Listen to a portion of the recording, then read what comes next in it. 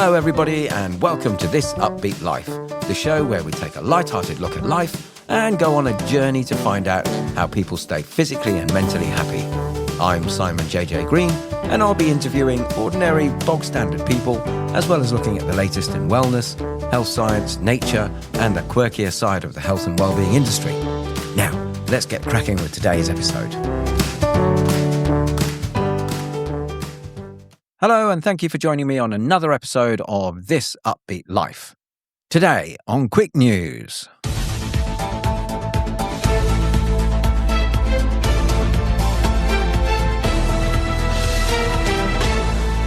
Today I'm taking a peek at the latest health trends of 2026 and whether we should avoid them or embrace them. First up, fiber maxing. What is it? Well, it's a viral focus on significantly increasing your daily fiber intake by eating more broccoli, beans, seeds and nuts. And what do we think about that? Well, absolutely. I think most dietitians would agree, as most adults fall short of the recommended 25 to 28 grams of fiber a day. But experts do caution that if this is new to you, that you should increase fiber slowly and drink plenty of water to avoid bloating and obvious discomfort.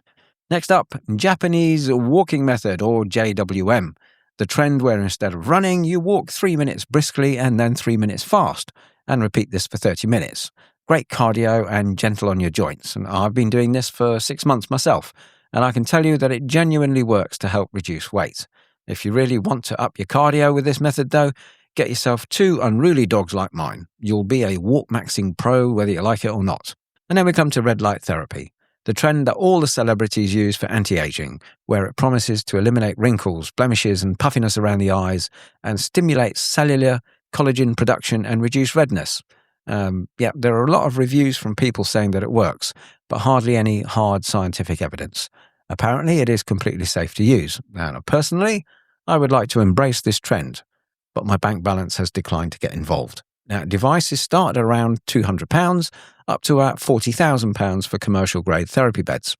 I'll have to stick to my anti-aging routine of cucumber slices on the eyes and splashing cold water on my face. My partner says it hasn't worked and I still look old and wrinkly. Damn. And the next health trend is called bed rotting. Yes, you heard me right, bed rotting. The idea is that you spend the entire day tucked up in bed, not necessarily sleeping, but doom scrolling or streaming so you can opt out of the harsh demands of life. A glorified duvet day, if you will. I guess that on the face of it, it can be seen as a bit of me time and could be quite soothing once in a while. But doing it regularly from a mental health point of view, I'm not so sure. And from a physical point of view, it can't be that good for you either, staying in one position all day. I can also imagine the carnage if I told my partner, do us a favour, love, could you walk the dogs today, get the shopping, and then go and run our business by yourself, please? I'm going to stay in bed all day and do sweet FA. Ta. And then we move on to somatic exercises, things like mind-body exercises like yoga and meditation and targeted stretches aimed at relieving stress, anxiety and stiffness. Health experts say that this is a safe and low-risk way to ground yourself, stay present and ease emotional tension. Yes, I'd go for that. And now the health trends that we might want to avoid like the plague. Now, I can't believe I'm saying this, but drinking borax or sodium tetraborate, which is a naturally occurring mineral compound. Influencers promote this dangerous social media trend where they drink a pinch of borax in water and says it can treat inflammation, arthritis and hormonal issues.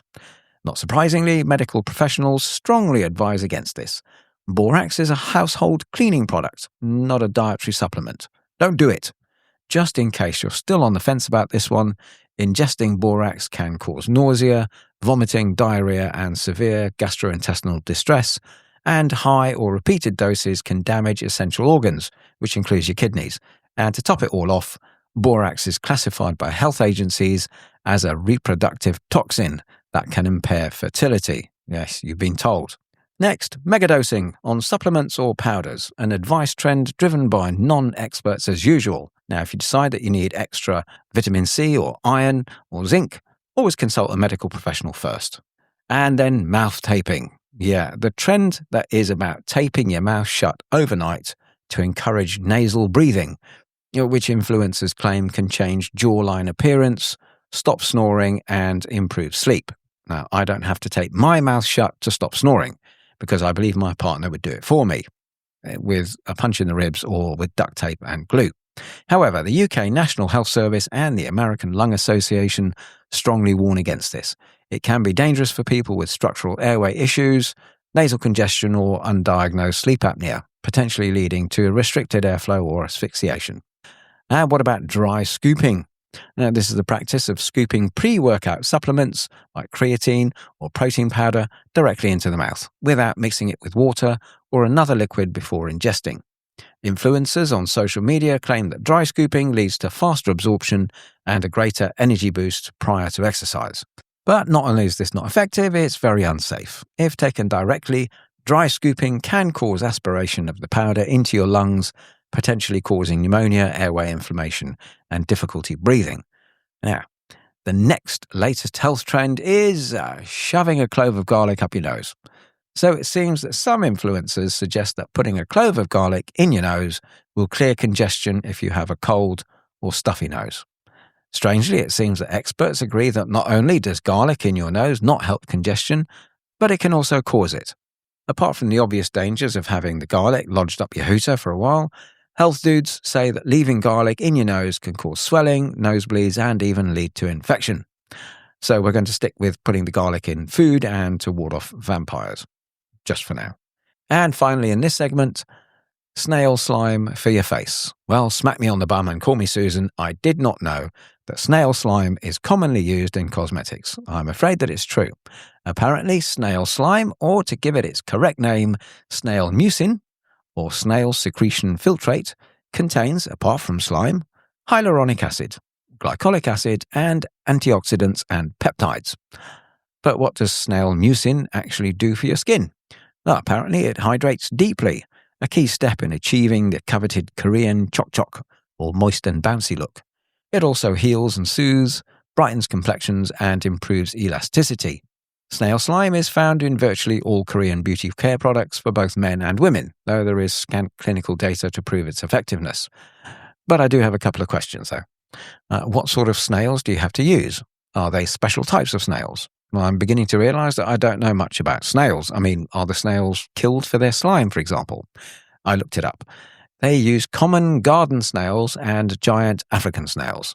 The mucin is collected by placing healthy snails in a dark, quiet and comfortable environment where they're allowed to roam freely over mesh netting. As they move, they naturally secrete slime, which is then collected, filtered and pasteurized for use in the cosmetics. Which begs the question, can't I just lie down outside overnight next to my bins and let my local snail gang do their stuff? It makes me wonder, though, who first looked at a snail and thought, yeah, I'm going to slap that slime on my face so I can have plumper cheeks. I'll leave the topic of salmon sperm facials for another day. On the real deal.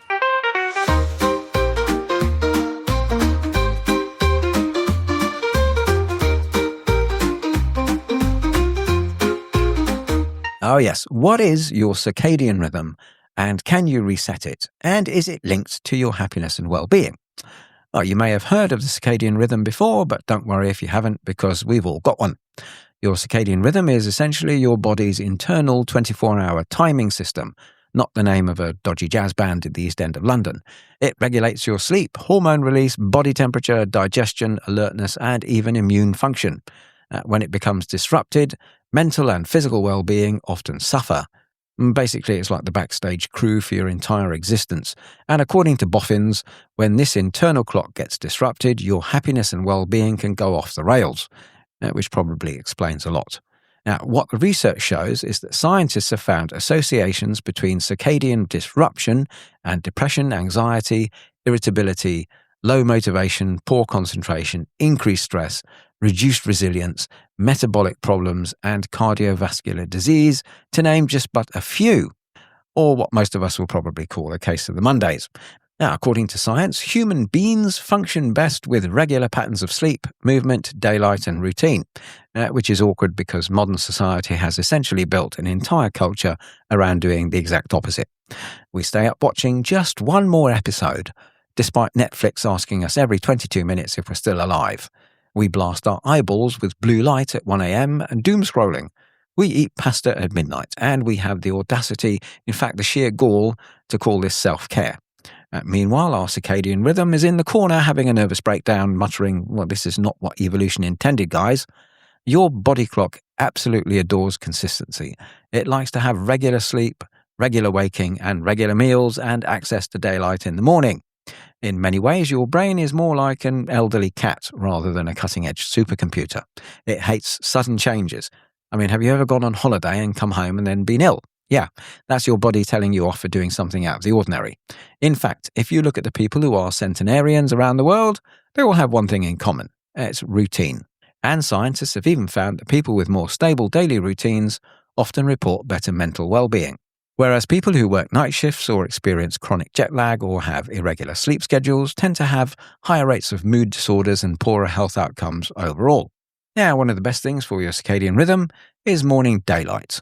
It's sort of nature's espresso shot, not a 400 quid mindfulness lamp endorsed by some celebrity who lives in Malibu. Just go outside, unless of course you live somewhere like Norway where the sunlight may be in short supply, especially during the winter, in which case you may need that lamp. Now, morning light helps reset the brain's master clock and tells your body, right, we're doing daytime now. And without this signal, your brain can drift around confused, like when you go shopping in IKEA. This is one reason many people feel low during winter. Less daylight can contribute to seasonal affective disorders and make you sad, as well as SAD, sad. Of course, not everyone has the same body clock. Some people are naturally early birds. And these people wake up at 5:30 a.m., smiling, exercising, having spinach smoothies, and saying unsettling things like, I just love mornings. Very suspicious behavior. And then there are other people, and they're night owls. Night owls become emotionally available at approximately 11:47 p.m. and suddenly decide it's the perfect time to reorganize the kitchen, start a new business, learn Italian, and, like my partner, binge-watch conspiracy documentaries narrated by men with weird voices until 2 a.m. Science suggests that neither is morally superior, but society tends to favour early risers.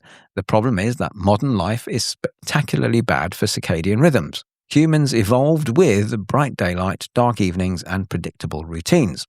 Now we've got LED lighting 24 hours a day, shift work, doom scrolling, takeaway apps, emails arriving at 11 p.m, and people watching true crime documentaries to relax. My partner. Nothing says winding down like 3 episodes about a serial killer before bed. And yet we still act surprised when we wake up feeling emotionally crunchy. Now, one fascinating thing researchers have found is that the body clock doesn't simply affect sleep. It affects your mood directly because your circadian rhythm helps regulate important hormones like cortisol, melatonin, serotonin, and dopamine. So when your body clock is out of sync, you can feel strangely emotional, anxious, flat, or even mentally foggy. It's like your hormones start arriving at work at random times, carrying a cup of coffee with no clear plan. Sound familiar? And the truly irritating thing is that even one bad night's sleep can make you more emotionally reactive, which explains why after sleeping badly, a minor inconvenience can feel catastrophic, or someone chewing loudly becomes a personal attack. Yes, that's valid. And replying to one email can feel like climbing Everest in flip-flops. Oh, and a piece of life advice born from experience: never use the words emotionally reactive around your partner. So what actually helps? Well, according to researchers, the basics really do matter. Apparently, well-being is less unlocking your inner cosmic vibrations and more like, have you tried sleeping properly and standing near a window?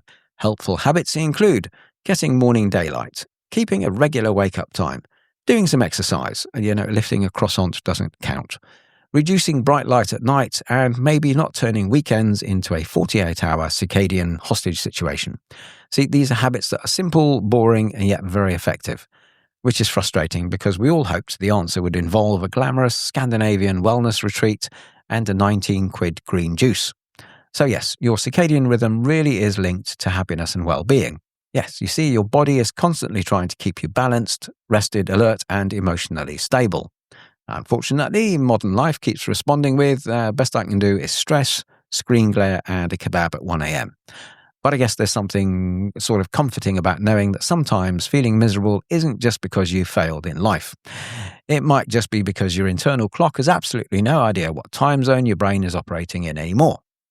And on that reassuring note, I shall leave you to go outside, put your shades on and stare responsibly at the sun like a medically approved sunflower.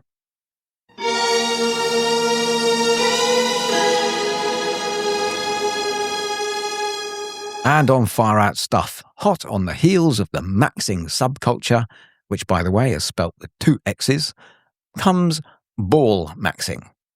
Yes, ball maxing. The internet has given us many things: online shopping, cat videos, and the ability to watch a man in China explain quantum physics in Mandarin. But it has also given us the maxing culture, the relentless pursuit of self-improvement through increasingly bizarre methods. Which brings us to perhaps the most alarming stop on this journey: ball maxing. Yes, ball maxing, the trend that sounds like a rejected 1990s playground toy, but is unfortunately very real. According to reports from uniladtech.com, online communities of young men are experimenting with ways to enlarge their testicles, because apparently having a gym membership, a skincare routine, and a broccoli haircut isn't enough anymore. Welcome to the strange and deeply insecure universe of look maxing. Now, if you've been lucky enough to avoid this corner of the internet, don't look it up. Look maxing is essentially the belief that every aspect of your appearance can be enhanced, like a video game character.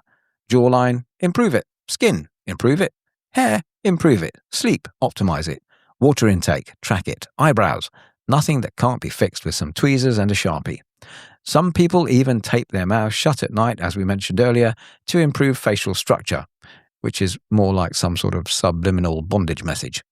According to Healthline.com, experts are increasingly concerned that these trends are feeding anxiety, body dysmorphia, and obsessive behavior among young men, especially through TikTok and online forums, where attractiveness is very seriously treated like a science project.